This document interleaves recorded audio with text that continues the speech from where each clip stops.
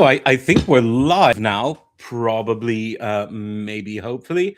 And so, welcome to another fun-filled edition of Adam's Music Box. Is the Saturday streaming edition, and today I want to talk about a subject that a lot of people find very boring, but some of us out there find very interesting. And this is the world of audiophile reissues, which, to be fair, over the last 5 years has, considering that it's a niche business or a boutique business, as some would call it. Lots of these strange French words. It's been growing over the last 5 years, even though in the last sort of 2 years it's plateaued a bit, but it's still going pretty strong. And I've done a video previously. I don't remember if it was a stream or if it was a standalone weekly video about the history of these audiophile reissue companies, which is very interesting. And so I guess I won't rehash that now, but you can look for it on my channel, that history of the audiophile reissue sector.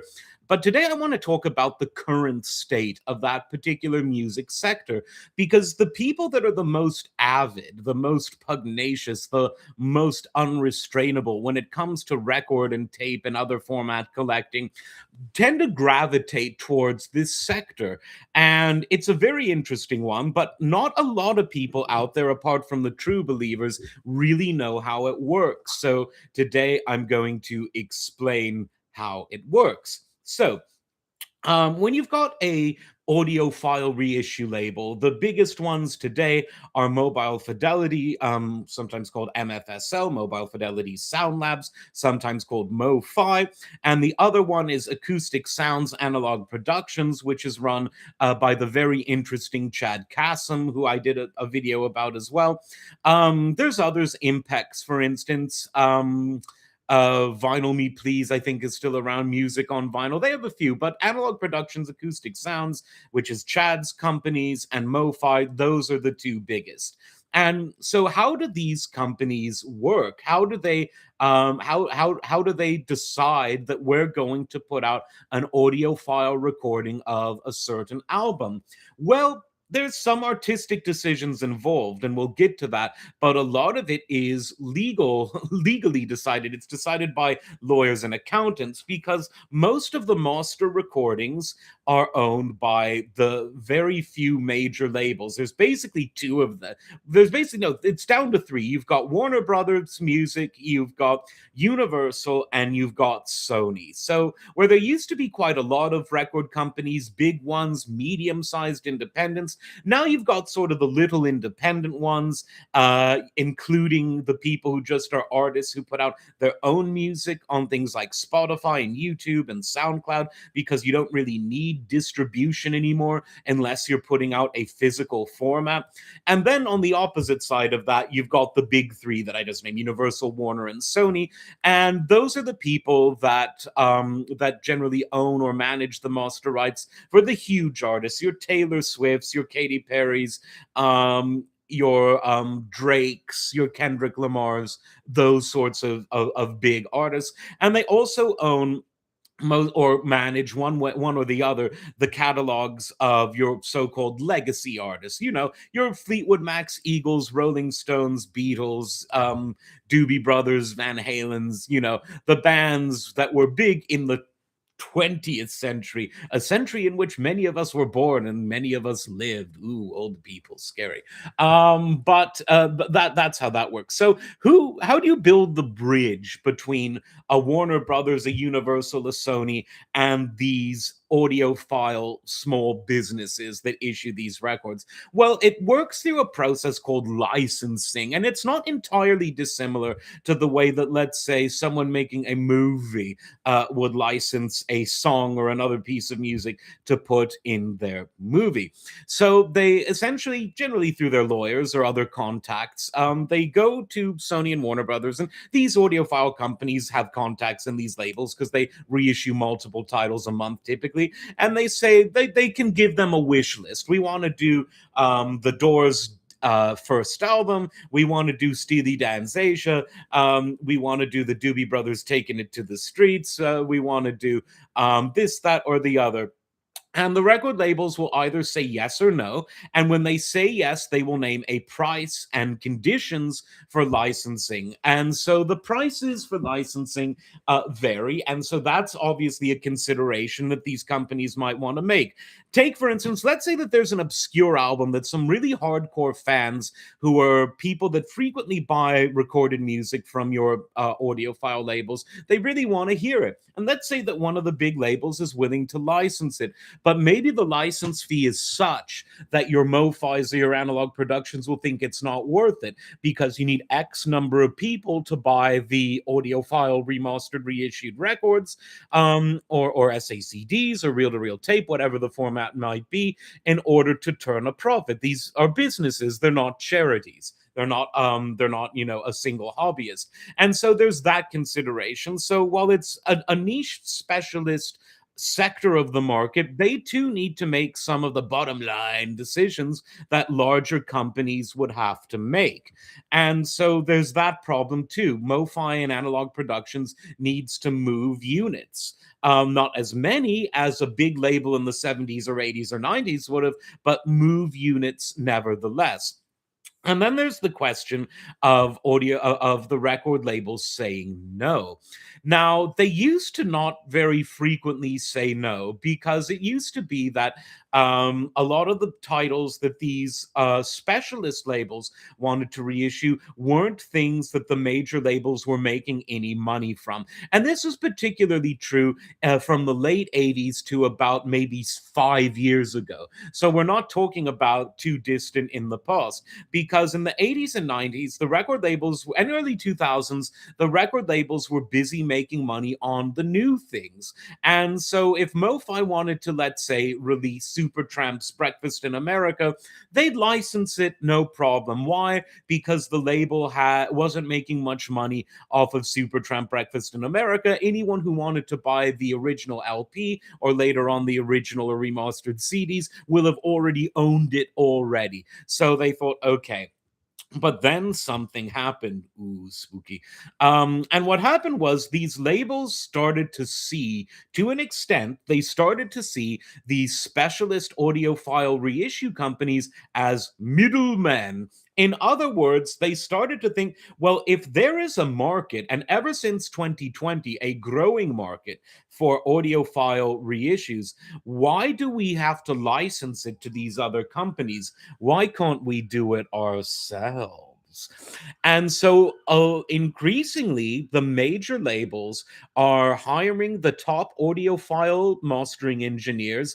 They have access to all of the best record pressing plants, and they're reissuing audiophile grade material themselves. And a lot of it is very, very good because if you have access to the master tape, access to the best remastering engineers in the business, and access to high quality vinyl at good pressing plants, and these big labels have easy access to all three of those, then the question is, why have the middleman? And so you have series like Rhino Hi-Fi. Rhino now is owned by Warner Brothers. It's no longer an independent anything. It's part of Warner Brothers. And the Rhino Hi-Fi series has generally been praised because it's very high quality stuff that they put out. Kevin Gray does a lot of the reissues, one of the top, some would say the top mastering engineer in the world. Matt Luthen's another one of those top engineers, has done another parallel series called the Rhino Reserve, and other big labels are doing this as well. Now, this doesn't mean that they're refusing to license material to these other companies. They very much are still doing it. But in certain genres that sell the most among audiophiles, they're becoming a bit more selective. So, if it were for jazz and classical, which even in the audiophile world today doesn't sell as much as older rock and pop, they might be more willing to license it to these other companies. But what about the rock and pop that is still the mainstay in terms of sales at these labels? Well, they're putting a lot of conditions on their license. And the most noticeable one is they're saying, right, you need to put out the record on 45 RPM discs as opposed to 33 and a third. And that's a condition of licensing. So while some people think that there are sonic benefits to putting out an LP record spinning at 45 RPM. Many other engineers don't. Most few say that it's worse, but many say that it makes no difference. But one of the reasons that your MoFis and your analog productions are doing that is because that's the only way that they're actually allowed to license these records. Because increasingly, the rhinos of the world, who are owned by Warner, will say, right, we're going to put out the moderately priced 33 and a third version. You can put out the $125 45 RPM version, and we'll also allow you to, we'll also license to you other formats like reel to reel tape and super audio CD, which are generally less common than a normal long playing record. Even though even now, even Rhino is reissuing some reel to reel tapes. They just did the Yes album by Yes and Electric Warrior by Tyrannosaurus Rex. So it's an interesting pas de deux. God, all these weird French words sneaking in today, between the major labels and these reissue companies. And so if you're I just want to back up actually a second, because a lot of people who aren't in this world might think, what the hell are you talking about? A 45 RPM long playing record. 45 RPMs are singles, you stupid son of a bitch. Well, yes, traditionally that's true, but you can in fact cut a long playing record, a 12-inch record, at 45 RPM. This was done a lot when the long playing record single was super popular, beginning in the disco era, through the 80s and throughout the hip hop era. Um, but you can release full albums at this speed, but almost always they are on two discs. And so there is a matter of inconvenience, because the same album, when pressed at 33 and a third RPM, where you only have to flip it over once, when it's cut at 45 RPM, you have to flip it over twice. And some people mind that more than others. But the reason why these labels, these specialty labels, are doing so much at 45 RPM is in fact because of the licensing agreements that the big labels are willing to sign with these specialty audiophile labels. And so there's that. Um, and there are other stipulations as well. You can only press X amount of records. You can only sell it as new for X amount of time.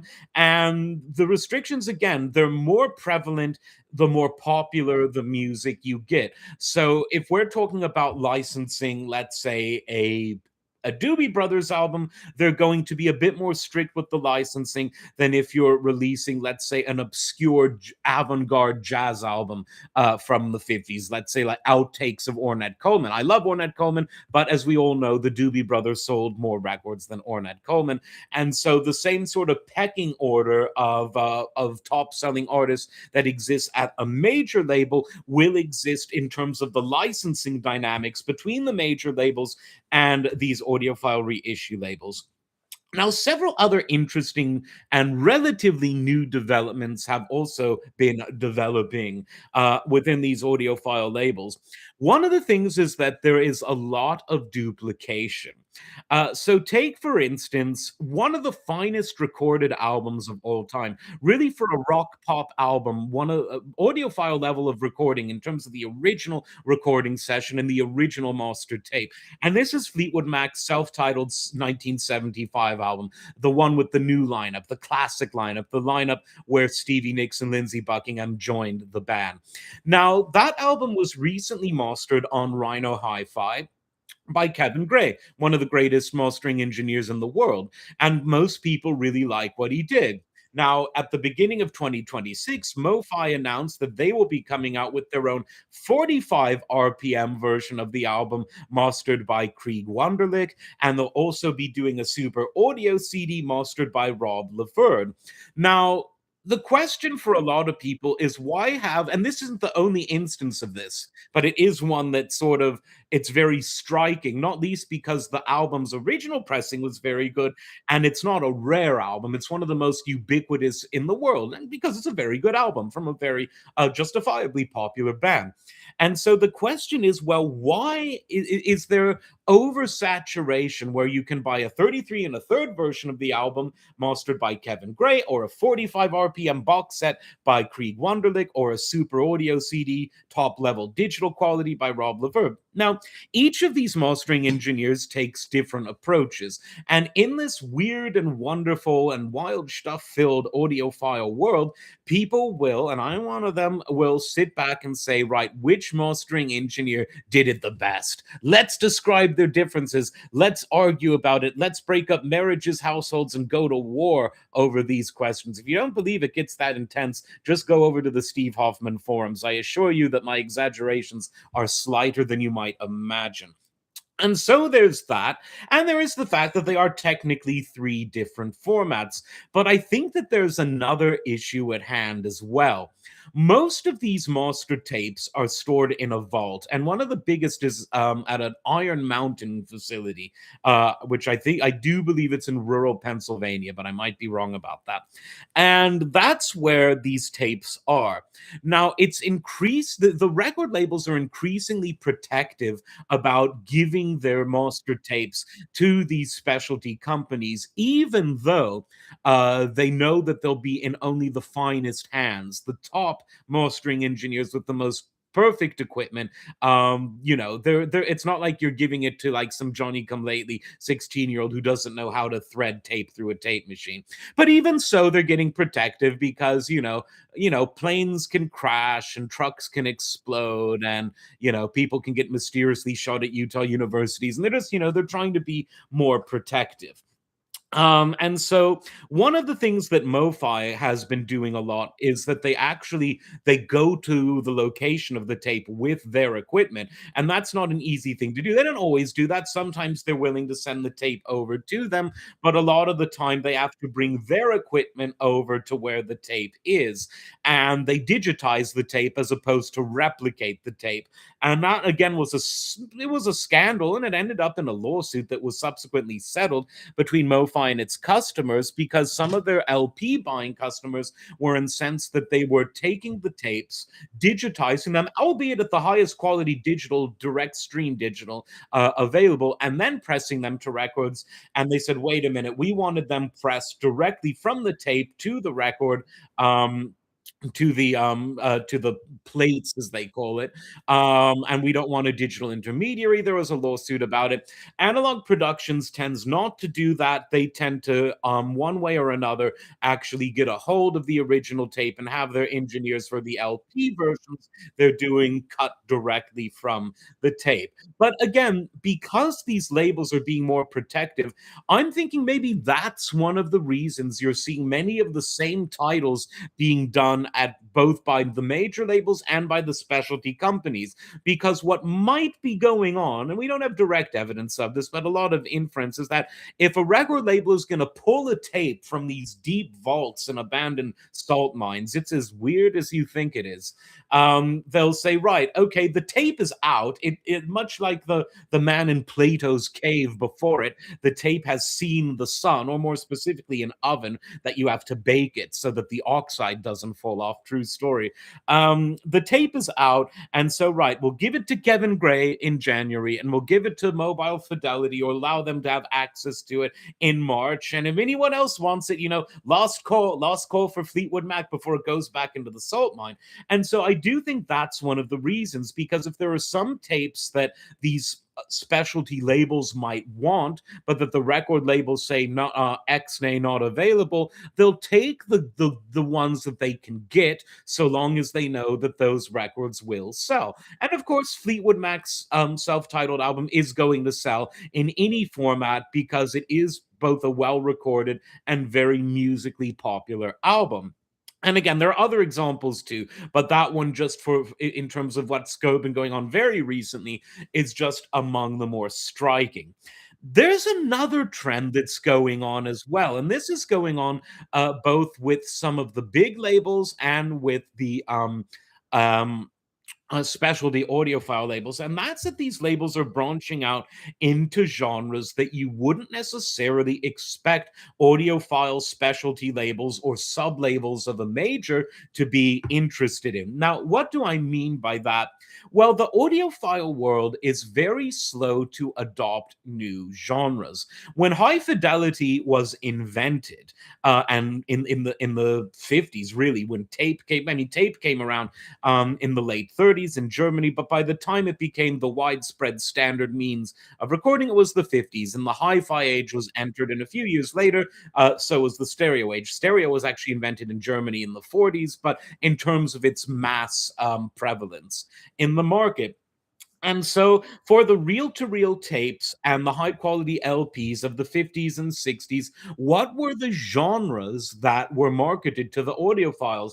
Well, much of it was classical. Some of it were these novelty records that were designed to show off.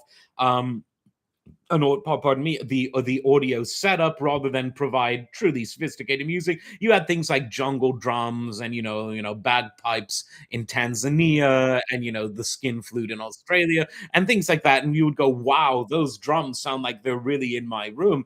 But overall, in terms of real genres, and I'm not mocking that genre because some of that music is good, but in terms of music that was already accepted as great music, it was really classical that these audiophile labels were releasing. And the audiophile labels of the day were generally sub labels from major companies. So you had the Decca SXL series, or as it was called in North America, the London Bluebacks, the FFRRs in the mono days and the FFSS in the stereo days. It was an classical audiophile sub label of Decca, a major record company of the time. You had the RCA Living Stereo Classical Series, audiophile. You had, and this was a smaller but not too small label at the time, you had Mercury with their Living Presence series. You had a smaller audio, and this was strictly an audiophile label. And you had Everest Records, who did some pop, but their classical stuff is really what put them on the map. You had Command Records, which had both pop and classical. You had Westminster Records, which was mainly classical. You had Vanguard, which was classical and jazz. And then you had records like Blue Note and Verve, and Impulse, which, even though those were specialist records by genre, most of their pressings and recordings did rise to the audiophile um, uh, sphere. It took a while, though, for rock. Even when rock became the defining genre of the pop landscape in the 60s, it took about 10 to 15 years for rock to get the audiophile treatment. And the first company to do that was Mobile Fidelity in the late 70s. Because before that, if you wanted audiophile experiences, you were limited to either classical music, novelty records, jazz, or just really well recorded pop records like Frank Sinatra, who happen to always have very good recordings and generally very good pressings as well. But MoFi, and I'm kind of going back into the history of it, but what the hell? MoFi, when they be MoFi originally started out as a sound effects record company, hence the name Mobile Fidelity. Well, it was mobile because there was a guy holding up a boom microphone next to a train or an airport, or just this is me with a boom microphone, and they were selling high quality sound effects records. But in the late 70s, they decided to pivot to the audiophile market, and they became the first specialty audiophile label to specialize in rock and popular music. Now, they did classical, they did jazz, but overall, most of their output was rock. And this was at the time when rock records didn't have audiophile editions. Now, once MoFi opened the floodgates, everyone started to do it. Nautilus Records got in on it, Super Disc got in on it, so many others, even CBS, a major label, had their own audiophile master sound line. So that was a big, leap insofar as now you could have audiophile products that weren't classical, novelty, or arguably jazz. And that's kind of how it stayed ever since the 70s until like a few, like last year, a couple years ago. Because in the audiophile market, you would have the people saying, oh, this is a great Ernest Ansermet recording from Decca. This is a great Fritz Reiner recording from RCA. This is a great Antal Dorati recording from Mercury. These are the names of the conductors who were sort of the flagship conductors of the various labels. So that they had others, of course. You had Karajan did some for Decca, though he was more associated with DG. You had Schulte on Decca, of course. You had Charles Munk and Pierre Monteux on RCA. You had Paul Perret on Mercury. I mean, I could go on. I mean, most of you probably don't care about this stuff, but it's interesting to some. But you go to an audio shop, an audiophile shop, anytime between 1977 and let's say 2021. And so you could get those classical labels. You could get, oh, do you have the 45 RPM version of Miles Davis's Kind of Blue? Right this way. What about Bill Evans's Waltz for Debbie and a bit of Dave Brubeck? Right this way, sir. Do you have some of John Coltrane's Giant Steps on an audiophile pressing? We've got several. What about some Steely Dan? Oh, yes, Asia, right this way. Gold CD, Cisco Records, Mobile Fidelity, of course, sir. How about a bit of Jethro Tull? Would you like the one by Stan Ricker or Steve Hoffman, two great engineers? But if you went in and go, what about Green Day? What about Linkin Park? What about NWA, Tupac Shakur? And they'd look at you in these audiophile stores and go, uh, but that has started to change because the alternative rock, which then became the new mainstream rock of the 90s, and the hip hop of the 80s and 90s, that used to be totally absent in the audiophile reissuing world, is now part of that world. And it's very interesting to see. And I think that there are several reasons for this. I think until relatively recently, there wasn't much demand for that because most people who are into audiophile stuff tend to be middle aged to old age. And people who were middle aged and old age in the 90s and early 2000s were generally not listening to the music that the youngsters were listening to. But lo and behold, the people that were listening to The Chronic when it came out, and they were 20 years old, are now anywhere between 45 and 55. And the same with other 90s music. Now, to be fair, at the end of the 1990s, MoFi did release on gold CD some Nirvana and some Sonic Youth and some others of that sort of era. But generally, it was avoided. But now you're seeing both Analog Productions and MoFi do a lot of the Stone Temple Pilots catalog. MoFi's done some Alanis Morissette. MoFi's done Run DMC. And Warner, one of their sub labels, has just done an audiophile Chris Bellman reissue that I had the privilege of hearing the other day. And it sounds really good, of Dr. Dre's The Chronic. So we're entering a new era for this. Now, so the people who listened to this stuff when they were young, now reaching audiophile age, whatever that means, that's one of the reasons. But I think that there are other reasons too. I think that many of the old labels are now more protective of their legacy acts from the 70s and 80s, and they're being less generous with the licensing. So, thinking outside the box, these specialty labels are saying, well, what about that stuff from the 90s? Or early 2000s or very late 80s for genres that were ignored by the audiophiles before, things like Run DMC, things like REM, or the more alternative rock and the more hip hop types of things. Well, okay, we're going to do some of that. So, if they're not going to be as generous with licensing Emerson, Lake and Palmer and Bad Company, well, they are quite generous about those too. So, bad example, but you get what I mean. Well, let's license some of the stuff that audiophile labels hadn't really touched before. And so there's the reason of age, there's the reason of necessity being the mother of invention. And I think it's also the third reason is that it's a response to oversaturation. How many audiophile versions of Dark Side of the Moon and Breakfast in America and Taking It to the Streets can you really have?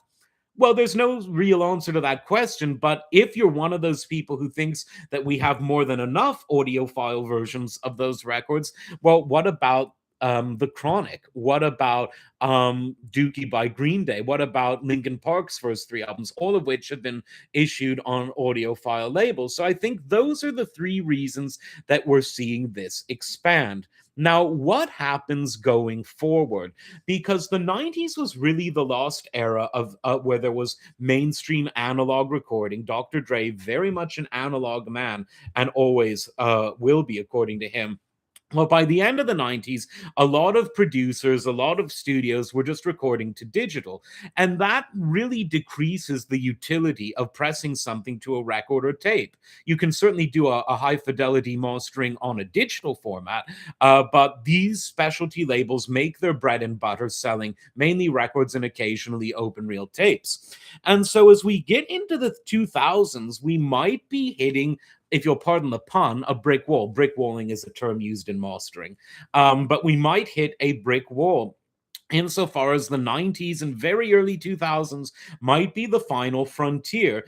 But there will always be people who will say that if you press the record really well, even if the original recording wasn't particularly innovative, even if there were no acoustic instruments, which require a much more delicate miking, recording, and mixing situation than something that's all created in a computer, like a lot of today's pop music is, I think that necessity being the mother of invention will mean that maybe 20 years from now, we'll see, I don't know, the latest Drake album, pressed, a 45 RPM one step, half speed mastered. The lineage is, master digital recording to high upsample to DSD, cut at the one step. You may well see that. I mean, we might well be going to, audiophile record conventions, in the future. Yes, well, I didn't think we could improve on the original, but this one step 45 RPM half speed mastered, cut directly from the original digital source as opposed to a doubly digitalized source of wet ass pussy really does sound very good on my Wilson audio system hooked up to my $25,000 Macintosh amp. Sounds funny now, but we may well be there when that genre of music ages into the audiophile market. Sounds funny, but in the 70s, it was considered crazy to have anything but classical and a little bit of jazz on audiophile labels. So who knows where the time goes and what it holds for us. As always, like, subscribe, and we will see you next time. Take care.